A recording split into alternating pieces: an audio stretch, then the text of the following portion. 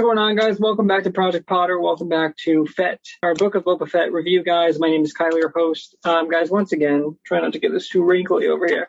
We got our Boba Fett shirt with our Boba Gin combo, guys. We're here again for Book of Boba Fett. If you guys have not seen the series before, I'm just doing a quick recap on the episodes on Disney Plus. And so, guys, we're in a recliner here. Kind of feels like a throne. We got Boba's throne behind us. We don't get a ton of Boba in this episode. We do get a lot of Tamora Morrison.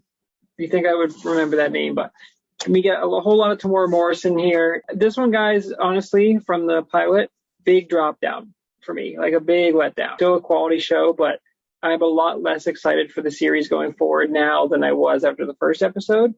And so I'll kind of get into that here, guys. But yeah, I'm going to do my thoughts and a score out of 10. Here we go. Okay, guys, so episode 2. This episode focuses all around Boba getting the trust or building trust with the Sand People, which I liked in the first episode. I liked the glimpse of it, but there's too much of a good thing here. We start off, Boba's in his armor. He looks awesome. You know, there's a scene where he sits on the throne, and there's assassins that go after him, which are really cool. I actually forgot because the whole last 40 minutes of the episode focuses on the Sand People. So yeah, Boba, there's an attempt at his life, and Boba is like, yo, what the hell, man? Or I think that was the end of last episode. But Fennec takes him in alive. They bring him in there, and he's like, yo, talk. And they're like, these are the highest assassins. They're not going to talk. I forget the name of them, like the Wind Assassins or whatever. This dude's like, he's holding tough and he's not talking. And then she's like, okay, well, if you're not going to talk, then you don't need your head. And the guy's like holding his head up to the blade. And then Fennec is like, oh, okay, well, you're afraid of the Rancor. And they drop him down in the Jabba's secret trap door. And then the throne moves closer and they look down and he starts freaking out and the door starts raising up. It's a nice moment. And she's like, it's empty. She's like, there's no Rancor, dude. And I'm like, what did happen to the Rancor? But they basically call their own bluff. But the guy, obviously after he reveals, he's like, the mayor sent me.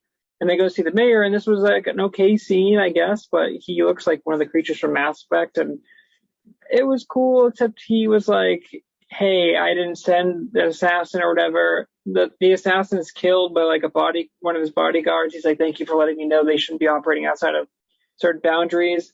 But then he was like, who did send it? And it was a weird scene. Maybe I just missed it, but I just thought it was kind of messy. So then the whole rest of the episode, guys, is Boba, we get a flashback. He's in the rejuvenation chamber tank or whatever. And I was like, okay, in the pilot episode, I loved that they sent it back. I love that he got flashbacks to big moments.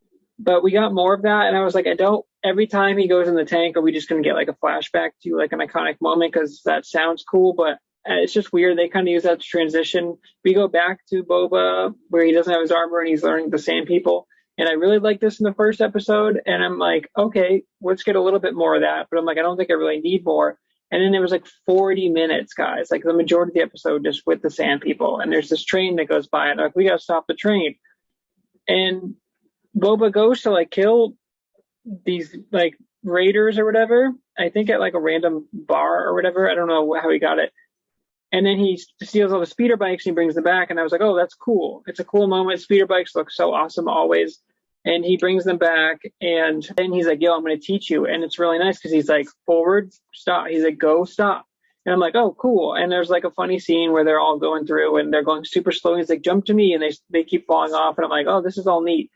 But then he's like, this is how we're going to stop the train. And I'm like, do we have to stop the train, though? But, they're going by every day, I guess, and killing Sand People. And we find out that it's a water train at the end. So there's the scene where they hijack the train. And it's a really cool idea.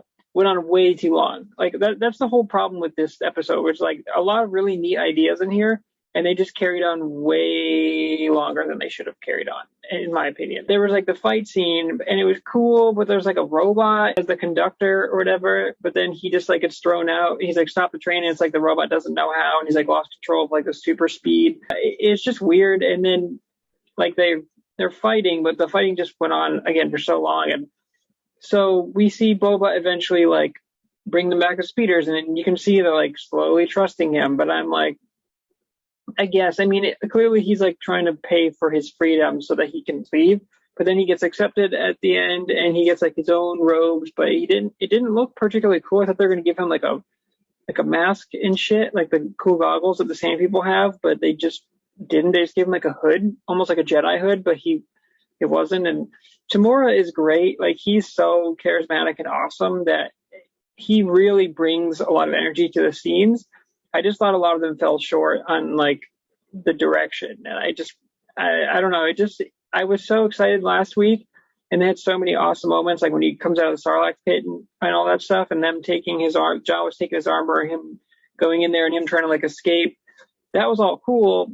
I thought we spent way too much time with the Sand People. I don't need this much Sand People. The reason the Sand People are so cool is in the original trilogy and just in Star Wars in general is because we just get glimpses of them. We don't, if Star Wars was about like Sand People the whole time, you would be like, what are we doing here? Yeah, this one, guys, for a score for me, it's a 7-3. Not as excited for the rest of the series. I'm still going to watch, obviously. I'm going to do the reviews and I'm going to look forward to it. One thing I do want to say, though, guys, before I forget, I'll tell you what does hit, though. That Book of Boba Fett theme, the thing slaps, let me tell you.